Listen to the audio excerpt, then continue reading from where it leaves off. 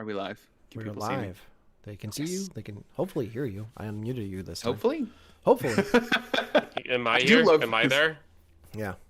Can I people do hear love me? those where we Okay. start the podcast and you can't hear us. That's Yeah. one of my favorites. It's not mine. I hate it. I Absolutely just hate wonder it. what I look like because I'm very emotive. So I wonder Yeah. if it's like, I wonder if it's insane. Probably. I mean, Yeah, good. no more insane than you are, but Not different than Not than different, when you no. can hear me. yeah. Perfect. Shall we podcast? Podcast. All right. Ryan, you good? Yeah, I'm good. I'm just checking out the delay on from what we're doing to the thing. What we're doing. Do you have what I messaged you about yesterday ready to go? Yes, I gotta go Okay, back to okay, it though. Okay, sounds good. Is there, All right. is there a surprise? Maybe. Yeah. Hey everybody, welcome to You Have to Watch This podcast. I'm Alan, I'm Ryan. And I'm Devin. and today, you know what? I messed that up. I didn't want to say hey everybody. I want to say hello. Today we're going to be paying tribute to the late great Robin Williams on the 10-year anniversary since his passing. It was a few days ago, but when I saw that, I was like, you know what? We're going to pivot. We're going to talk about some Robin Williams movies. Like, I think a lot of these we had all seen. Some we've mostly seen before, but I figured it was a good time to just talk about an actor I think we all loved. So, no better time to do that than the 10 years since his passing. But before we get into that, we're going to keep business as normal and talk about things in pop culture that we've watched over the last week, and some pretty big news for kids from the 90s dropped yesterday that I informed the guys about earlier, and I want to let the internet know if they haven't heard already, is for the first time ever, the Drew Carey Show is now streaming. I'm so excited. I am too. Devin, did you get a chance to watch any of it? I didn't yet. No. How does it hold up? Holds up very well. Yeah. So I definitely did not buy a bootleg copy of this at a Comic-Con once. So I definitely wasn't already 3 seasons in and just pick up where I left off when I started watching it on streaming. In full HD, by the way. Like they have it in HD. It looks wonderful. But originally, the only episodes that you could get on DVD were the complete first season of the Drew Carey Show. Because of music rights, like the Drew Carey Show used a lot of like popular music and did musical numbers and stuff. And like the theme song was 5 O'Clock World and Cleveland Rocks by the American Presidents. So like rights wise, they could not stream this on platforms for a while. And they couldn't release it on DVD. So it was very hard to watch, like hard to get your hands on. But it would air on like MeTV and like some of the syndicated channels that run reruns of shows. But now it's on, what was it, Flex? Yeah, it was Flex. Yeah, Flex. It's on an app called Flex. It's free to watch. It's an ad-based platform. Not a sponsor of the show, but if they want to throw some money our way, hey. How are you? But no, I grew up loving the show. The humor is still like right up my alley. Like the episode I watched last night, I was like, haven't seen this one in years, but like it still holds up. Like the Drew Mimi stuff is very like borderline. Like there's some really mean stuff, but she throws it right back at him, so it's not like super cringe. But it's like any show from the 90s that push the edge. Like there are things that don't work as well, I'm sure, but I love this cast. I loved this show. I'm very excited that I can now watch it in HD. So, And they didn't do anything weird to the music, right, to get the rights working. It's just all original audio and everything. not that as far as I'm aware, everything is the same. Okay. But the episode I watched didn't have like any musical numbers, but I should go back and watch the one where they do the time warp, I was gonna say that's the one I remember the most. or I Think I Can Dance. Like Cleveland Rocks was still the theme song. So, Oh, good. Okay. Brian, did you watch the show at all? Yes and no. Like I never made it a thing to watch. But if it was on and I was like channel surfing, I would usually like stop on it occasionally. The majority of sitcoms that I ever watched was simply because it was like family TV time and my parents were controlling the remote. So like I never chose to watch uh, sitcoms on my own even through high school. Mm. Okay.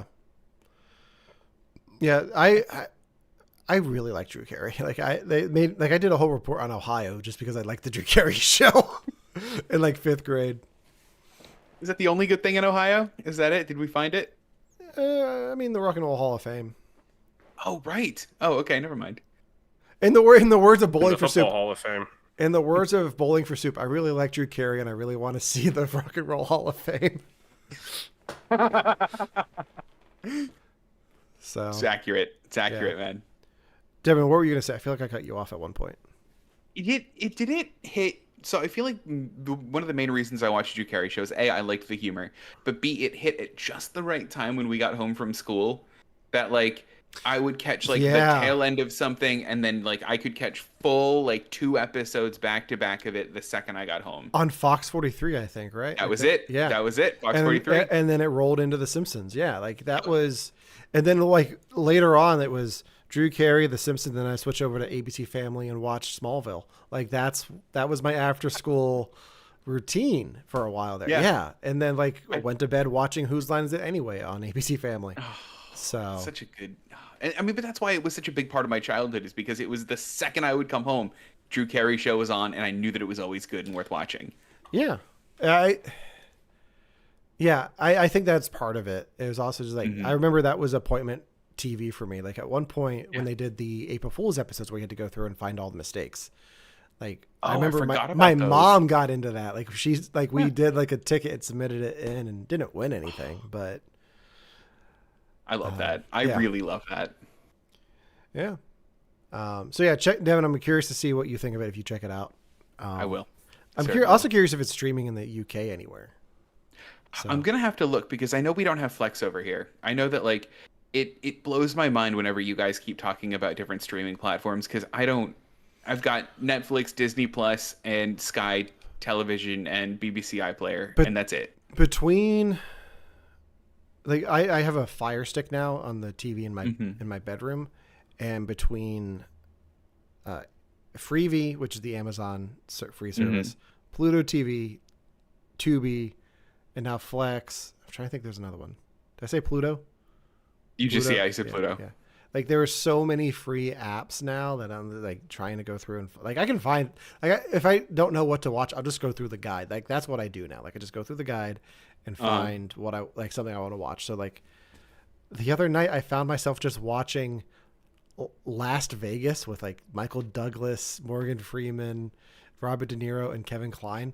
Like I have no desire to watch that movie, but it started playing. I was like, I'm kind of getting into this. I like all 4 of these actors. I didn't even know that was a movie. It's a fever dream of a movie.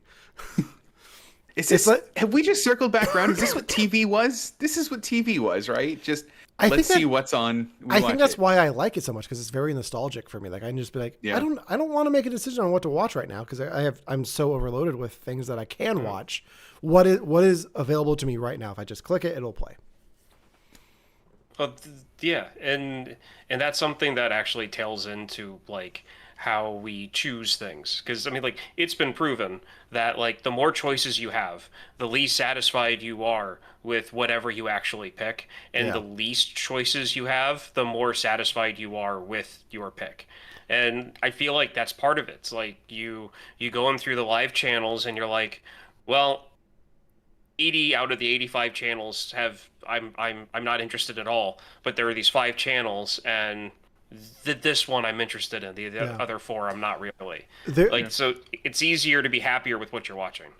There was a rumor a while ago that Disney was going to start doing this on Disney Plus, and I'm you're going to give me a channel that's just playing random episodes of The Simpsons here and there? Like, I am there for it.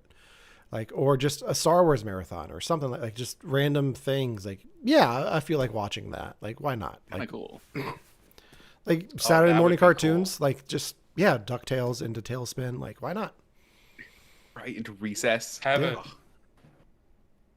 Have a channel dedicated to Star Wars that just plays everything in timeline order for all of the stuff and just have that on repeat, just circling over and over and Wonder over how again. long that takes, like from end to end. Oh, I'm going to find out as soon as Andor 2 releases and a few other things come out because I tried to like watch everything in like timeline order that's actually out, and I Yeah, got to where like the Andor time period, and because I was watching Andor and Rebels at like the same time because of like kind of events have kind of to. line up, Mm. and I have to wait for the second season of Andor to come out to like finish that off so that Yeah. I feel satisfied with going forward. So I had to stop. So I've got to redo the whole thing again once Andor 2 comes out Oh, or the season 2 comes out. Yeah. Um, yeah, I'm surprised they didn't announce anything about that at D23. So, oh yeah, that's fair. yeah. I might have to go get a glass of water. I got like a frog in my throat or something. Oh no. Um, I'll just start Ribbit. talking, bringing down a register. Ooh, no, Yeah. I'm into it. Do it. Devin, what'd you bring for we watched this? Can't I can't follow that up. Yeah. It's too sexy. Oh, you want me to read it for you? Yeah. Devin, you watched Impeachment on FX. I did. So this is the third season of American Crime Story. It was the one that did the O.J. Simpson trial, then the murder of Versace, and this is the third season about Monica Lewinsky. Ironically, also available on Disney Plus for me. I vaguely remember a lot of this stuff being news when I was a little kid. So I didn't. Okay, so it is a really, really fascinating watch. It has the lady from Booksmart as Monica Lewinsky, which is really great. I can't remember her name.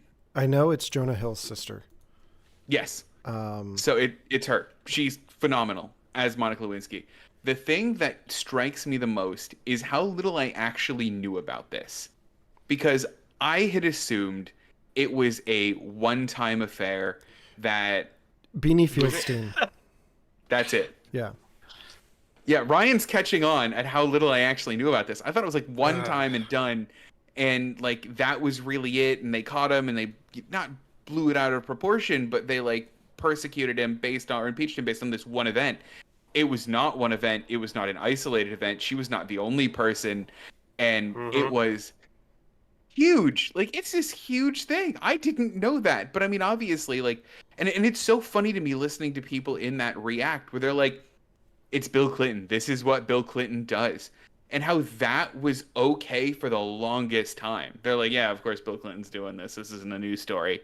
Like, ah, it's. I mean, it's great. It's fascinating. It's really, really well done. I would recommend it if you guys want a weekend. It's a good watch. I have a joke for this after the show. Remind me. I'll tell you guys. Writing it down. Yeah. Yeah. So Devin, just to let you know, so Yeah. I was born in '85. So Yeah. when you look at when the scandal happened, that's how old I was. Okay. And my parents would be watching the news, and I'd be hearing everything the news would be talking about and all that other stuff. And I remember drawing like somewhere between I guess like 7 or 10 years old or a little bit older whenever this happened, like in my sketchbook that I don't have anymore.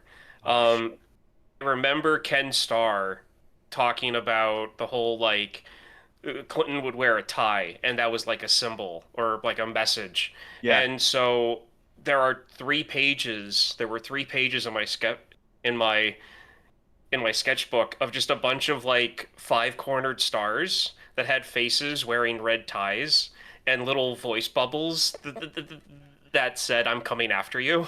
Oh my gosh, Ryan. So This- like as like a kid watching the news and everything, like that's what I got from it. Like and of course everything else and my parents having to kind of like explain what was going on. And then I also, and at that point is when I found irony and somewhat dark humor because I remember my parents visiting a campaign stop of his in the early 90s when he was running for president the first time. And as a little kid, I weaseled my my way up to the red rope, so I actually got to shake Bill Clinton's hand, Oh like wow. during I think it was the '92 election cycle. So, hearing everything that's going on in the news, and then realizing, and then of course realizing as like a young, like a kid, that I shook that guy's hand, it made me laugh a little bit, and then that's when I think I kind of I like developed that type of like sense of humor for myself. Make a note that I have another joke then for after the show. Watch this show and wait till you see what that hand does. Yeah, yeah. Oh, I know what that hand did. I know what that. Uh, All right. yeah. Cool. So yeah, I watched the O.J. Simpson one. I didn't get into the Versace one or this one, but I like the O.J. one enough that maybe I will. Yeah, they're fun. They're fun. Yeah, crime is fun. Speaking of fun shows, I watched the final season of the Umbrella Academy on Netflix. Ryan, have you watched this show? I watched it up until about halfway through the beginning of the season before. Okay. Devin, how about you? I'm not caught up on season 4 yet. I haven't. Okay. I haven't touched season 4. I cannot wait.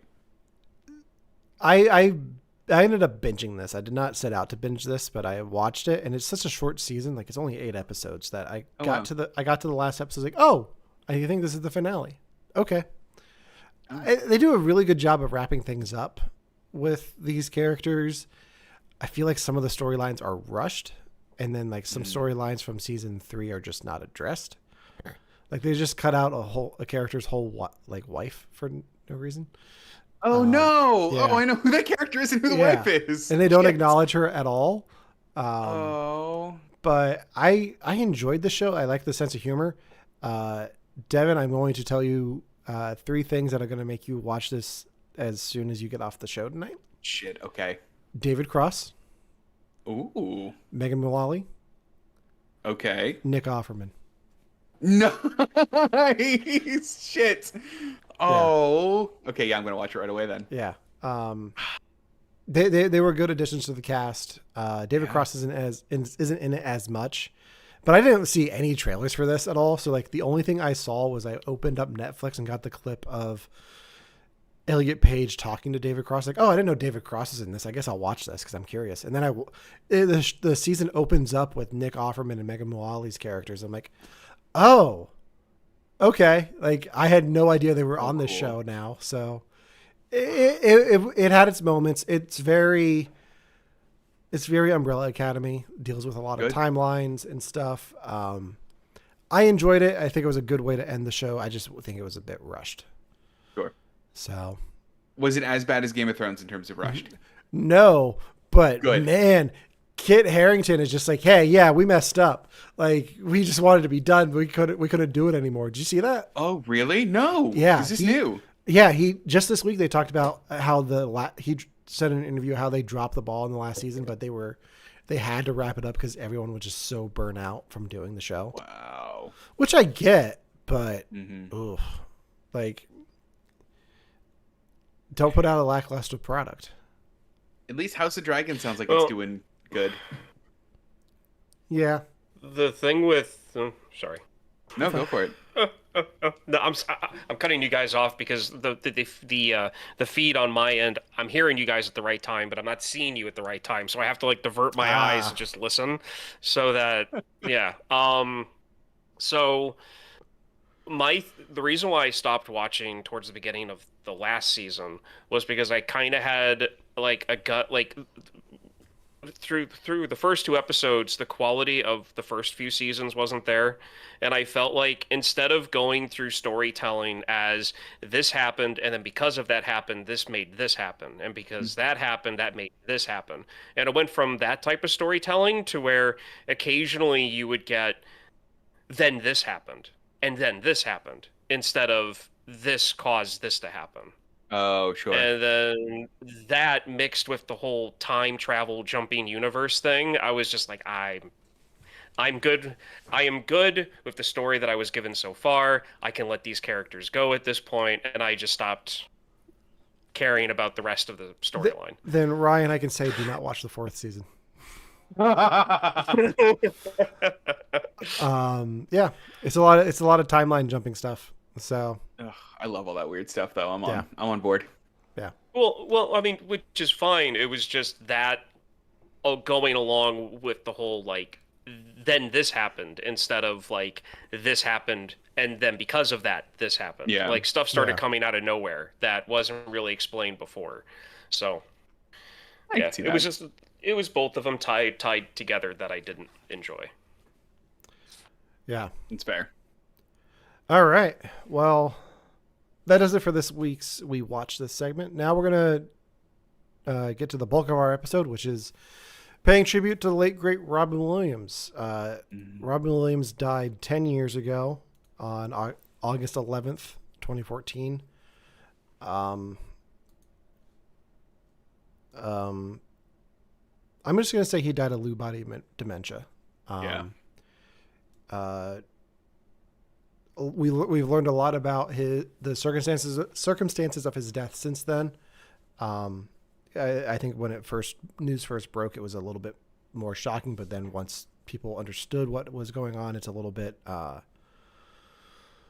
different. But we're not going to focus on that. We're going to focus on his life, and I just want to say, like, it's shocking to me that it's been 10 years already. It doesn't make any sense. It doesn't feel like it's been that long. I don't like that. Yeah, it's been a crazy 10 years. Yeah. But I know for my pick, I haven't watched the film that I brought into this since he died. Oh, wow. So, No, it's the same for my pick, too, though, Yeah. actually, now that you mention it. But yeah, so we're going to start off with Devin's pick. Devin, what was your pick? Good morning, Vietnam! There it was. My neighbors Yeah. hate me, by the Yeah, way. probably. I don't care. I don't What time care. is it there? 11:31 p.m. Oh AM. my god. AM. You probably just did the most stereotypical American thing for your neighbors because your neighbors have to know that you're, American, and then you just did that right now, and they're just like, "Oh my God, the stupid Americans at it again." Here's the best part. The window next to me is open. I looked at it maybe 10 minutes ago and went, I'm going to scream soon. Should I close that? And then went, nah. No. All right. Nah. Well, before we get into our thoughts on the film, Ryan, you've got the microphone in front of you too. Do you want to give us your best Good Morning Vietnam? No, I'm not about to yell. You don't have in to my yell. apartment. You don't have to yell. You can do it without yelling.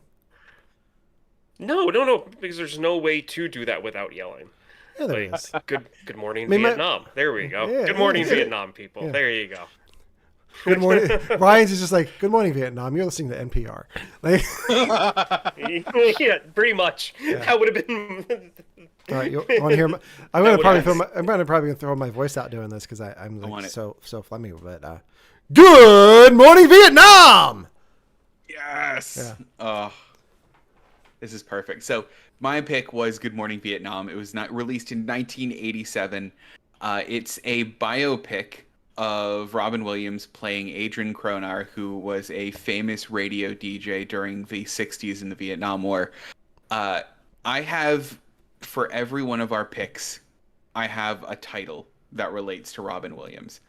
This one I picked because, for me, it is the most Robin Williams of the three movies that we have. I think that a lot of his sense of humor is really on showcase in this one. I think that his, it crosses over with what he does in his stand-up a lot more than probably the other ones. And it's more of what I would identify as kind of a Robin Williams thing to do through most of it, and specifically through his radio broadcasts a lot. When this is probably the first, I think this is actually the first non-Fern Gully Robin Williams movie that I've seen. And this is what I think of when I think of Robin Williams. So that's why I picked it. Okay. Have you guys seen this movie before? I had not. This is the first No time. way. This is the first time I had ever seen Good Morning Vietnam. Oh, shit. And my first thought was, wow, Devin picked a movie with Saul Guerrero in it. Also, I wanted this as a Yeah. redemption arc because I like Forrest Whitaker. I really do. I just don't like Saul Guerrero. Um, I think Forrest Whitaker's great in this. no, this is the first time I watched this. I really enjoyed it. I Mhm. do think this showcased a lot of what Robin Williams is known for with the crazy voices and fast paced humor. Mhm. So I can see this being the most Robin Williams because I think a lot of what I've seen of his film work outside of like the genie from Aladdin, which was my first Robin Williams film because that was the first Right. film I remember seeing. Um, like that's like it's very fast paced, very impression driven, and Mhm. yeah. Yeah, Ryan, had you seen this one? Yes, several times. In fact, this might have been the first movie that I'd seen with him in it when I was younger. Aw. Um, it's Robin Williams is good at doing like the serious comedy or like a drama comedy, Mhm. um, where like it's a serious situation. Robin Williams comes in, plays himself, and then it ends on a serious tone, and you really get the this Good Morning Vietnam is a great way to see the range of Robin Williams because you Mhm. see him as, in the serious tone that he can put on because like he was a classically trained actor. Yeah. And He a went to lot of people Juilliard. just see him as like a comedic actor. Yeah, like he went to Juilliard. And the tail end of this movie is just, as far as I'm concerned, him shining as an actor Mhm. because there are times where you really forget that like his bread and butter like when he was younger was stand-up comedy, and that's what got him the acclaim that he eventually got to make the movies that he did. And and you and there are scenes where you really forget about that because of how well he plays it. Um and then like you can also say the same thing about Mrs. Doubtfire, and we'll get to that when we get to that movie. Yeah. um but yeah, actually, I enjoyed this movie so much that when I was like in '95 or '96, there was a CD that came out with Adrian Cronauer doing interviews through Oh the wow. music, and it was basically like a top 14 of like music that was popular when he was DJing and music he would play, and he would like tell stories about what his actual life was like in Vietnam, and he referenced this movie a lot in it, and I searched the apartment for 3 days trying to find it because I know I have it. I just don't know where it is. It might be in the storage unit, but it was one of my favorite albums when I was younger. Wow. So, but yeah, that's So my I relation to the movie. I mean it's incredible because it's roughly the same as mine. So I hadn't seen this movie since Robin Williams had passed and probably since I had, been an adult. I think what surprised me the most about the movie is the only thing that I really remember from it is him shouting "Good Morning Vietnam," some of his like little quips on the radio, and that's it. I kind of forgot about the plot and the dramatic parts of this movie and was really pleasantly surprised with them, I think. See, I'm the only one coming into this fresh, and I was like, Yeah. I was expecting the dramatic parts from it because I think Oh, sure. I like 80s Robin Williams. I'm not super familiar with, but like Hmm. 90s Robin Williams and some of this more dramatical dramedy stuff that he got into, like Bicentennial Man, and then like the straight up dramas like Insomnia and What Dreams May Come. Like I know that Robin Williams a lot more than I know 80s Robin Williams. Like I know his stand up from them, but I haven't seen many 80s Robin Williams films. So like knowing what little I knew about this film, I was like, okay, I know this has a dramatic turn at the end. What is it? Hmm. So I wasn't caught off guard by that. I was caught off guard by how much Robin Williams there was in this. Like I knew he was like the DJ who they didn't like, but I didn't think it was just going to be him doing pretty much his stand up, like as the DJ. There were like whole times where they're just like, let's hold on Robin Mhm. for like 3 to 10 minutes and let him do whatever he does. I wonder, I was talking to Ramona about this last night. I wonder how much they cut. Like, if this is how much made the movie, how much just Robin Williams nonsense didn't even make it into the movie? Wouldn't be surprised if, knowing Robin Williams, he had to put himself in the headspace. So he Yeah. probably spent weeks in going to libraries and talking to people about what the news was and what was like Hmm. scandals during that era, that the years that Adrian Cronauer was in Vietnam, because some of the stuff that he was referencing was just normal news events and stuff Yeah. that typically wasn't on the Department of Defense newsletter that the so that the T-1000 and the security guard from Terminator 2 had to censor. Yeah. Is that who So, that was, by the way? yes, yes. So I didn't know that so until now. those twins, one of them played the security guard that got killed by the T-1000 when he was getting coffee at Sarah Connor's mental institution in Terminator Wow. 2. That's really funny. That is a very deep pull. I'm glad you found that. Kristen and I were watching it 2 days before I had to watch Good Morning Vietnam, and when the camera cut over to them, I went, "I told you he was a twin. I told you they got a twin to play him." But anyway, um, but yeah, so like, I would not be surprised if he like immersed himself into like just the news of the late '60s, and Yeah. just spent 3 days riffing into the mic, and they just cut and pasted what they wanted. Yeah, it's really what it seems like it was. And one of the things that always intrigued me, because I had, before the podcast, I talked to you guys about my history with Robin Williams's biography. I read the book Robin. One of the things that was such a highlight of that book was how insecure Robin Williams was about his film career. Because he always wanted to have this like really illustrious film career. And this one, especially of the three that we're talking about, is one of his earliest films.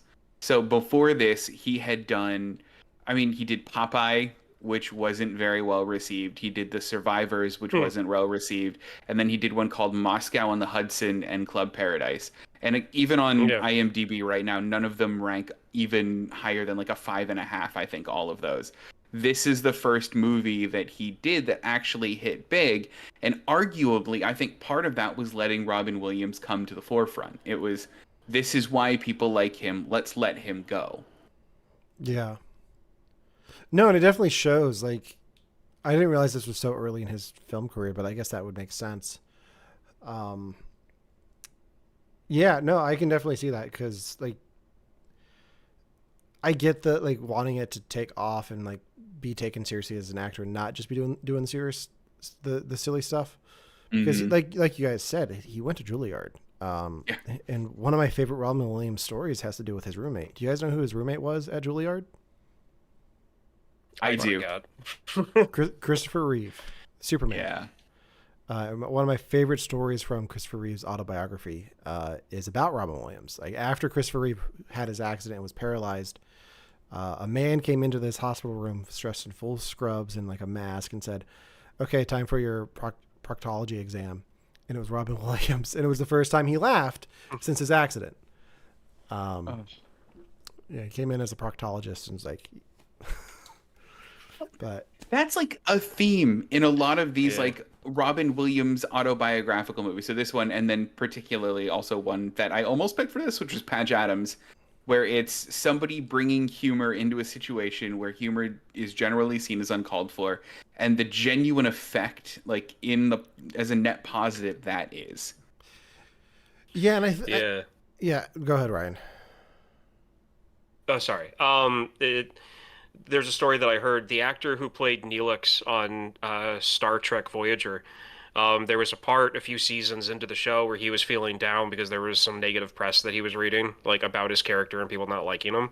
And one day when he was in makeup, he was walking to the set down like an alley between two of the studio buildings, and he ran into Robin Williams. And Robin Williams recognized him on the spot and like did like this whole impromptu like skit like imitating Neelix, and like he was telling the guy how much he loved his character, and the actor who played Neelix at that on said, "I don't care if everyone on the planet hates my character. Robin Williams likes me," and he got a whole new fresh like it basically made him feel better about his job. So like Robin Williams had been doing this stuff like to pretty much anyone like his whole life, which is great.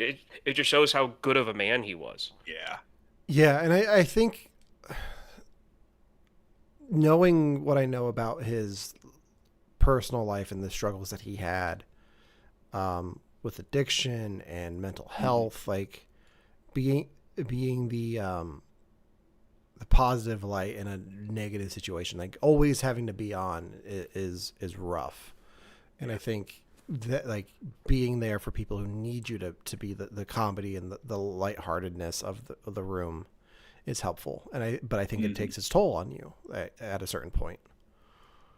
No, absolutely. I mean, it certainly does. And I think that's one of the things that we do see in Robin Williams, but then also in the characters that he plays as well. Because in every one of those movies, him being the funny guy has consequences.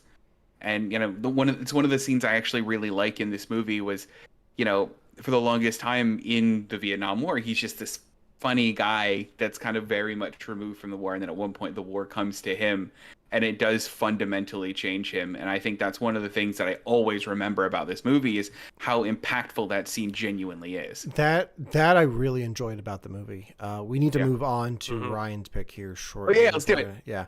But, you know, I really enjoyed this. One last thing I have to say is we're continuing the trend of making Alan rent movies so he can watch them.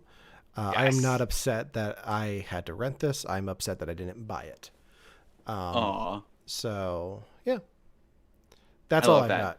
I mean, that's really all I got for it. I love this movie. I'm happy you guys enjoyed it as well. Now, when we pivoted to do the Robin Williams thing, I originally said, let's do our favorite movies. Ryan picked a movie that we've already done on the show. So like something we haven't done, Ryan. We've already go back and listen to our episode on toys with Robin Williams. Yes. I think we did the video for that one. I think that was when we started doing videos. So you can find that on our YouTube page. It's also on our podcast feeds. You can go listen to that for Ryan's favorite Robin Williams movie. But I'm gonna put words in Ryan's mouth. A very close second is the 2005 film Robots with Ewan McGregor. Yes. Yeah. Yeah. I mean, that's. Just say no. Right. I'm sorry. I didn't know.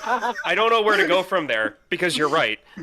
So Robots is a 2005 movie. It came out it's a kids movie that came out when I was 20. And you know, Robin Williams is in it, and I'm like, I'm bored. I'm going to the movie theater. No. A bunch of us went. I have a story about this, and I have a question for you because I'm wondering if this is the same thing.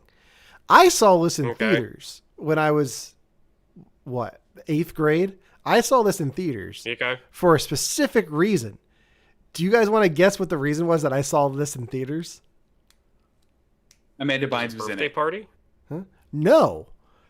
They put the teaser trailer for Revenge of the Sith in front of this. Oh. Of course they did. Oh, I didn't know that. So that's why I went to see Robots. Yeah. Okay. Cool. So me and my friends at the time, we went simply because we were bored and it was Robin Williams and we were all like 20, 19 years old and we're going into like a kids movie. So it was just one of those situations, but I absolutely fell in love with this movie. And Robin Williams' characters, specifically with Fender, and it also kind of helped this movie being endeared to me is that someone I was seeing at the time said that if you were to like turn me into a robot into this universe, I would have looked like the main character because like I was really skinny and my jawline and my head is like a square shaped and the whole like mohawk thing, when you turn it to the side, it's got like the flip on the front. Yeah. And I was one of those people that like did the flip on the bangs on the front with like the fade haircut. So there's that. I really need to see you cosplay as Rodney Copperbottom now. Please. At this point with my body shape, it would be better for me to cosplay as the dad than it would be to be the kid, because the dad still had the same type of head shape. Perfect. But yeah. So what's your guys' history with this? I mean, I told you I saw this in theaters. For the Star Wars Episode 3 trailer.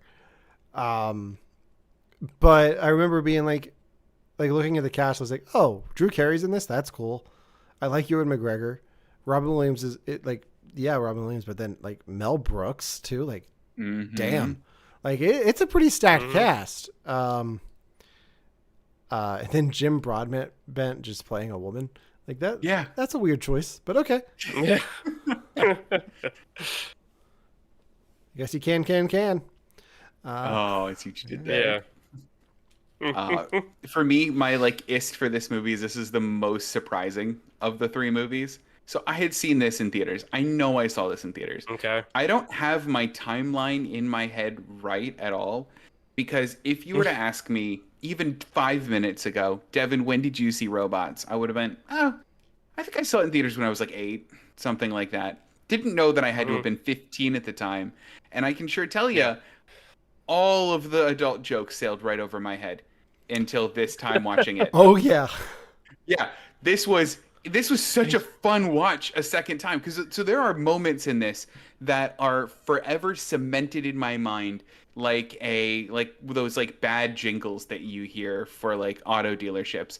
Specifically the part where Fender goes, "Ah, I know the city like the back of my hand." Oh, that's new. Same. That's every time I say that, that's what I think of. Yeah. I think it was like part of the marketing, and I think this got marketed to us hard. Because I remember that, and I remember him like laying an egg and going, "Oh, I didn't know I could do that." Like that's what I remember. Like in those like those are really stuck in my mind. So like watching everything else around it, even the beginning bit, the like let's make a baby part was so funny. Yeah. Oh, and the like we wanted a boy, didn't we? Like Yeah. Yeah. Good pick. Yeah, so there's so much to this movie that I enjoy, and Robin Williams is just one part of it. But this is a movie that I've kind of wanted to bring onto the show anyway. But this movie also made me realize that I enjoy a certain theme in some movies, especially animated ones. And that is when you have the Bug's Life type narrative, or the narrative in this one, where you have a bunch of people that are getting crapped on and getting used. And they're like, we're not going to take it anymore. And they pretty much do a revolution over the people that are controlling their lives. And I like it. It's young revolutionary indoctrination. And I'm all for it. Yeah. While you guys finish talking about this, I'm gonna go. I need to get a drink of water. I'll be back. No, go for it, man. No, go for it. That's fine. No, I'm with you there, Ryan. I like the plot of this movie a lot, and I didn't realize the parallels to Bug's Life until you had said it. But I liked the layers that the movie had. Like, I like the second that you see Mel Brooks's character, what's his name, Big Weld. Yeah, and they're like, our doors are always open. I'm like, your doors aren't always open. Big Weld's gonna be a jerk. Yeah, no. And yeah. That's one of the moments that my wife laughs hysterically at every time. And it's not him saying that the doors are open.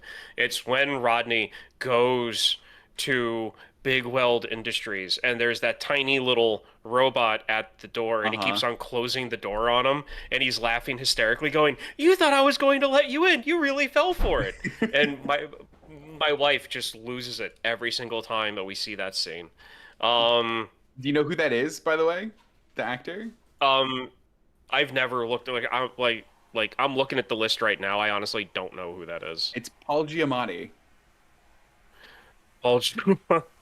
Which makes that so much better for me. Yeah, good.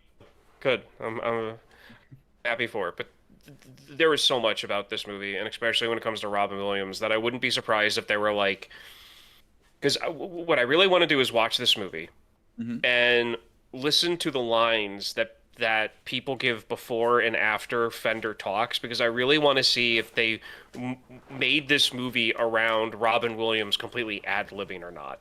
Because some scenes sound scripted, but then other scenes are just like him ad-libbing, and I feel like they might have wrote the script so that no matter what he said, it still would have sounded plausible for the conversation to flow. I remember when I was a kid, my favorite moment was Fender, Robin Williams doing robot arm farts. When I Yeah, that's was right. like, well, not a kid, but like 20 years old when I saw this, I thought that was funny. Like that was one of the funniest moments for me because immature Hmm. 20-year-old. And then like and then now my favorite part is with Offender is when they're halfway through the like town express Oh yeah. and it lands on one of the mechanisms of like the mousetrap thing that they made and Hmm. his eye falls off and Fender picks it up and says, "You know, the things that fall off me sometimes, it's embarrassing." Like that's my favorite moment now of the movie. Yeah. Yeah, this is a fun rewatch for me. Like it was enjoyable to go back and revisit this. It's not the one I expected you to pick, Ryan, but I'm here for it. Yeah. Why did So people sleep on? Yeah. Why do people sleep on this movie? So like, uh, one of Romana's coworkers had watched this movie like last week, and apparently everybody at her office was like, "Why did you watch Robots? Like of I all movies." I think because it's not from like the big animation studios, it was Blue Sky, so it wasn't DreamWorks or Disney or Oh. Pixar. It's Blue Sky, so it's like a Fox thing. It's the same people who did Ice Age. And feel like the Ice Age Yeah. Oh. movies back then were slept on too. Mm-hmm. So now it's a Disney film because Disney bought out Fox and Blue Sky is no longer a thing. So we're probably never going to see a sequel to this. But That's fair. I mean, And you're probably right. yeah, and to be honest, that's fine because the fact that this is all set up in like a robot world and things are like kind of, like retro in it when you're looking at it now, I Mm-hmm. mean, it fits. Like it's almost timeless. I would say that any kid watching this for about the next maybe 50 years, it's still gonna feel relevant, except Mm-hmm. for the animation might get more, harder to watch with age and how better things get. But, for like a little kid, I don't think this is going to be too out of place for like the next 50, 60 years. So I think No, it's a good, yeah. I think the animation holds up. I certainly do. I mean, I think it's. I mean, especially I think it was such a good idea to do robots too, because they can move Hmm. a little bit like uncanny valley, and it actually kind of works for them. yeah, the other thing is like Yeah. the year after this, you had Cars. So it's like, oh, okay, Oh wow. we're just making movies about anything now. So we got robots last year. We're gonna get Cars this year. What's next? Sure. Dishes. Like, We did get planes like the year after. There you go. proving my Yeah. point. Um, anything else on robots before we move on to my pick? Nah, man, I love this. All right. No, I'm good. Other than the creepy sewer robots that destroy everything in it, Yeah, like in the song that plays when they introduce them. But I loved Yeah. that yeah, song no, by the I'm way. good. I thought that was great. Yeah, no, All right. I do too. So I'm we're fine with getting to Mrs. Doubtfire now. All Fine right. with getting. Sounds good. Uh, hold on. I dropped my water bottle. Hello! Oh man. Oh my God. I love that the video was delayed for Ryan, so he just got Yeah. caught up to what happened. Yeah. Oh, Well, see, like, the thing is, prior to that, when you bent over, like, I guess I was hearing like either you guys laughing and a combination of like chairs squeaking, so it sounded like the killer clowns from outer space talking, like in the background. And I'm like, what is going on? And your head disappeared for so long, and then it came Yeah. back up, and I'm like, oh, okay. Oh, okay, man, so I I- have to know. What did you have a plate of whipped cream? Did you like? Yeah, I did. I had like a container of it ready to go. Oh man, I got it in my eye and I can't see straight now. Oh man. Oh, I love it. I Anyway. love the dedication. Yeah. Had to. Yeah. Let me get the white stuff off my face now. Yeah. So my pick was Mrs. Doubtfire, the 1993 film starring Robin Williams, Sally Field, and Pierce Brosnan. I think this is the first live action Robin Williams movie I remember seeing. I grew up on this on VHS. Like the tape I remember had the Shirley Temple commercial beforehand where it's just like buy the box set of all the Shirley Temple movies. Yep. Yep. But oh man, I can't see, like everything's like blurry now. But this when I think of Robin Williams, this is like the first thing I think of. This is the film I grew up on.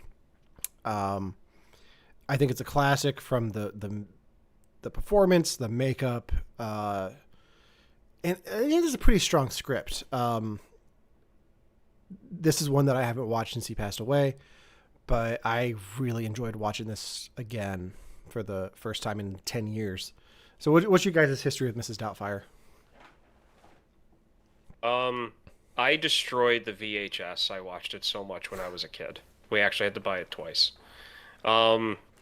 Because of that, it is really, really hard for me to get through it anymore. Not because I don't like it, not because it's hard to watch because he passed away.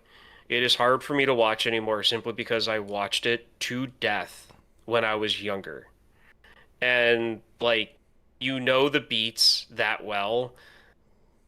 I get bored with it because I know what's going to happen next. I know what the next line is. And so, to be honest, that's the one move. Like, I watched Robots 3 days before you said about doing the pivot, about doing this. Oh, really? So I didn't have to rewatch Robots. I had to rewatch Good Morning Vietnam. I did not need to rewatch it for this because it's just I know the movie because I killed the VHS when I was younger because like all of the tape worn out. So yeah, I absolutely love this movie. Devin, how about you? So my like title for this one is it's the best movie of the three of us. I think that like from beginning to end, I think it was just I love Good Morning Vietnam. I love Robots. I think this is a better movie than the two of them by a lot. I really enjoy this movie. I hadn't seen it much. I think I watched it once when I was like younger. It must have been like on. This seems like it was on TBS at one point, and I probably watched the TBS version of it. And that's it. I had seen the musical in West End not too long ago, maybe a couple months back. So I remembered a lot of the beats and forgot everything that they changed in it. So it was really fun to go back and watch the original and be like, oh, they didn't do it exactly like that in the musical. Got it. So no, it's fun. I love this movie. I think it's very funny. It's that mix of there's very sweet parts of it, there's very dramatic parts of it, there's very human parts, but then they also do let Robin Williams be Robin Williams in it. And I think that's why I like it. I think of the movies, it gets the balance the most right, I'm going to say. Yeah, one of the things about this movie is in the production of it, they let Robin Williams just do what he wanted. So Chris Columbus, who directed this, he's talked about how there were multiple versions that they could make of this film. They could make the G version, the PG version, the PG-13, and the R-rated version. Yeah. So this one is the PG-13 version. But there's an R and I think maybe an NC-17 version out there of Robin Williams as Mrs. Doubtfire, just like going balls to the wall, like with the improv. But yeah, this one, I think they do a good job of like just letting the camera roll and letting him go on tangents. Like there's that whole montage where he's at Mrs. Sellner's office where he's going through all the impressions. Like Nancy and I are still looking for the other half of my head. Yeah. Spot check. Like right now, like give me your best impression of a hot dog. I'll go first. I love that one. Yeah. Like that one sticks out. That is my favorite joke of the whole film. Yeah. I'll do that. Like if things get awkward, I'm like I can do an impression of a hot dog.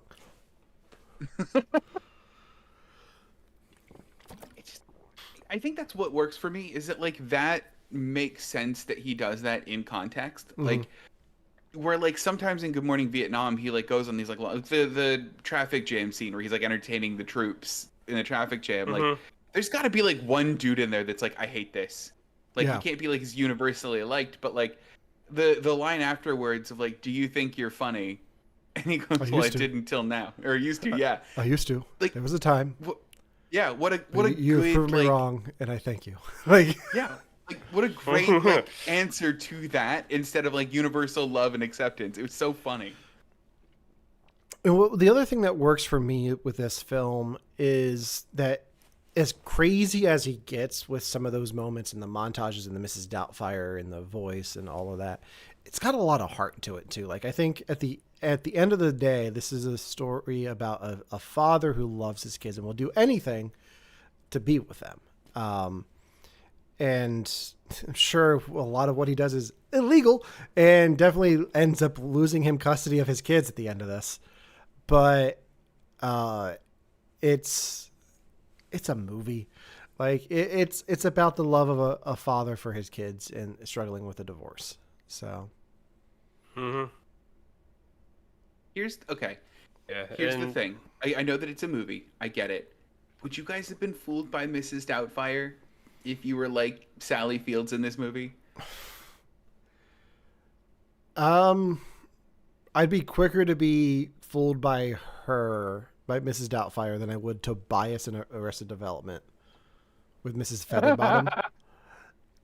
Yeah, okay, that's fair. Because I think that what makes it believable is that you have Uncle Frank and Aunt Jack like making the Hollywood grade makeup, and like, if you look closely at it, you can see the lines, you can see the wig, you can see all that stuff. But if you're looking at it at a glance and with the glasses, you can't really see that stuff. Like, I would probably be fooled for a minute. Yeah. Yeah. Well, that, and you have to put your mind in the position that the mother character is in. Like, she's going through a divorce. She has her corporate job that she's, trying to focus on, and she has 3 kids. And she's just looking for help. Yeah. So in that situation, the last thing that you're thinking is that my ex-husband's going to come through here looking like a 68-year-old woman. And he might try to weasel, like, you're not looking for those things. So in that position, I could see that happening. But, I mean, I don't know. I would like to say that it wouldn't, I would like to say that I wouldn't be fooled by it. But then again, Robin Williams in some of the scenes does a very excellent job of like changing his mannerisms and his walk and just everything for the character. So I probably would be. One of the things I think the film does very well is establishing how toxic their marriage was from the get-go. Like, you can tell right away, like from their first scene together, that they both have issues that are not healthy for those kids to be around. And I think the film does a really good job of not making one of them out to be the bad guy, because they're both kind of not great at the beginning, but but over time they both get better. So I especially like that whole speech that Sally Fields gives where she's like, I don't like who I am when he's around because I have to be the heavy. I have to be the bad guy. Yeah. Because he makes me be that. And that's real. I mean, that's something that I've experienced when my parents divorced. Was almost kind of the similar thing where, and a lot of this did hit home for me, where it's like, my dad was kind of the silly, kind of frivolous guy and would let us kind of do whatever and would let us bend the rules. And my mom always had to be the one that kind of came down a little bit hard on us. In Christmas, right, he would be the one that would give us the video games and mom was the one that would give us the school supplies. And she, isn't a boring person and isn't a mean person, but she had to be because dad was so far the other way. So that really hits home with me for this movie all the time. Yeah. The context of my parents' divorce was a little different, so I didn't really connect to it that way. Didn't really I'm trying to think what else I wanted to talk about with this film. Is there a favorite scene that you guys have from this? When he's interacting with his brother. Okay. Everything. Oh, honey, I'm so happy. Him knocking on the door. So good. Yes. Yeah, like there's that whole part to it. As an adult, the "Can you make me a woman?" line hits so much differently. Yeah. Oh, honey, I'm so happy. Like, Yeah, there's that, and then the one of my favorite scenes throughout the whole movie is him trying to juggle the court person, the woman who shows up that has to like check in on him, and he has to play both like himself and Mrs. Doubtfire at the same time. What Alan was referencing earlier about slamming his face into a container of what was it, whipped cream? yeah, Yeah. sugar-free that was whipped cream. Yeah. Sugar-free whip. Yeah, sugar-free. I'm sorry. Whipped It cream, was but my it was my meringue mask. Look at this glow. Like, Looks great. Yeah, Devin, how about you? but For me, it's always the liar revealed moment in this. It's Sally Field's reaction to when it's him, because you hear her cycle through all of the emotions. Yeah. It was you the whole time. It was you the whole time. It was you the whole time. And like she's saying the same thing, but you can it's hitting her in waves.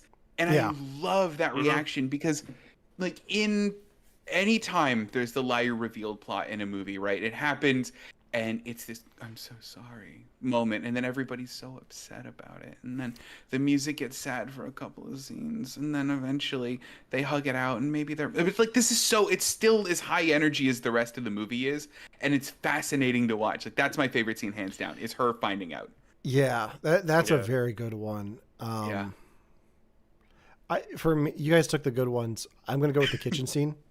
It's a good one too. First day as a woman, I'm already having hot flashes. Like, I was also tempted to do that for the show, but I didn't want to have to start a fire. Oh no. But yeah, no, it's such a strong film. So, Devin, I have a question for you. Since you've seen this on stage, Yes.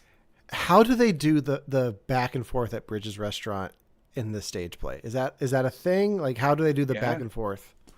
Like they do. So they have a table with the family on stage left. They have a table with the boss on stage right, and in between is this kind of like wall, kind of how you have when he went to the bathroom. And the actor would literally quick change in between, running back and forth between the two. Wow. So he would quick change in and out of the outfit. It is so impressive. And it's a musical? It's a musical, yeah. The songs are fun. The songs are a lot of fun. They give like the Sally Fields character, the mom character, they give her a whole song about like what she's going through. Dude looks like a lady comes up because of course it does. There's a whole like Make Me a Woman song. It's so good. I watched this with subtitles yesterday, and I picked up on so many little things about like the accents, but also like the lyrics to "Dude looks like a lady," which I've never like seen on paper. Like, I think it was something like "Looks like a vixen. Just imagine my surprise." I was like, "Oh, okay, that is what that song's about." Okay. Okay, is this for you guys the best use of "Walk Like a Man" in a movie? The only other one we have to compare to is the Robert Downey Jr. movie. Oh man. The Robert Downey Jr. one, though, you have him singing it. Like you have the like Right, it's a choreography. whole moment, and this one is just like a brief thing. And I believe also set in San Francisco, right? Yeah, absolutely. yes. Yeah. I don't know. This is where I know that song from, but every time I hear that song now, I think of Robert Downey Jr. Same. Dr. Doom, if you will. Like that's the trailer for Doomsday. Is just that. I want them to reference it. Yeah. We need to I'm do a going real. Mrs. Doubtfire. We need to do a real talking, showing that scene. So, Yes, we absolutely do. but yeah, that's pretty much all I've got. There have been reunions of the cast of this since his death, like the kids and Pierce Brosnan have gotten together a few times. So that's nice to see every once in a while on social media. I think Sally Field's been too busy, like being Aunt May and married Todd Lincoln. So, But yeah, this is a classic. I have the score on my phone, like in my music. Like I have the score, so every once in a while, that'll come up. I also like the beginning scene where he's like taking a stand against the smoking in the cartoon. That part's always good. Like I love it. Have you ever said that to your brother-in-law? no, I haven't. What are you doing with your life? At least not like I think I've maybe made the joke once. Okay. I probably have as a joke. At least I hope he. Yeah. He knows we it was never a joke. think seriously. Yeah, if it is a joke, I'm sure. I mean, I'm sure he gets it too. Yeah. I'm sure he's seen that movie. He does, and then my sister would be like, "What?" Like that's usually how it goes. Like I'll make a reference, and he's just like, "Come on, you know." She probably would know this reference. Yeah. If you're watching right now, hi. But yeah, that's pretty much all I've got for Mrs. Doubtfire. I'm glad they never made the sequel. There was talks of it happening. No way. Bonnie Hunt writing it. Yeah. What was it going to be? Pretty much just him in disguise as Mrs. Doubtfire again, which doesn't make any sense.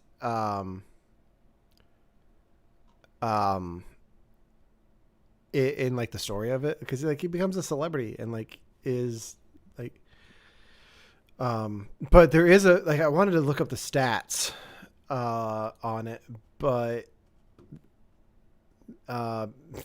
like Film Theory did a video 6 years ago about all the crimes that he commits doing this con, because that's what it is. It's a con. Like yeah. I have an article up here just listing off some of the things.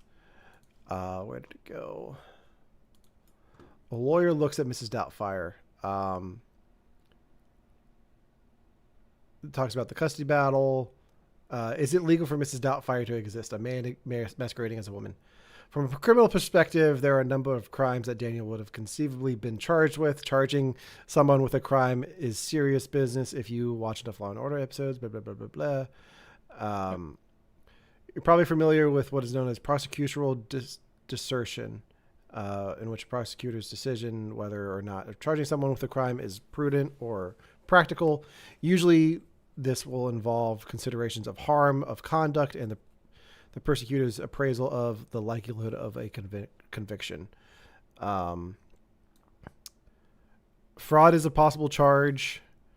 California's criminal fraud laws are violated, generally speaking, when one commits an act that results in an unfair or undeserved benefit for him or herself, or causes harm or loss to another person.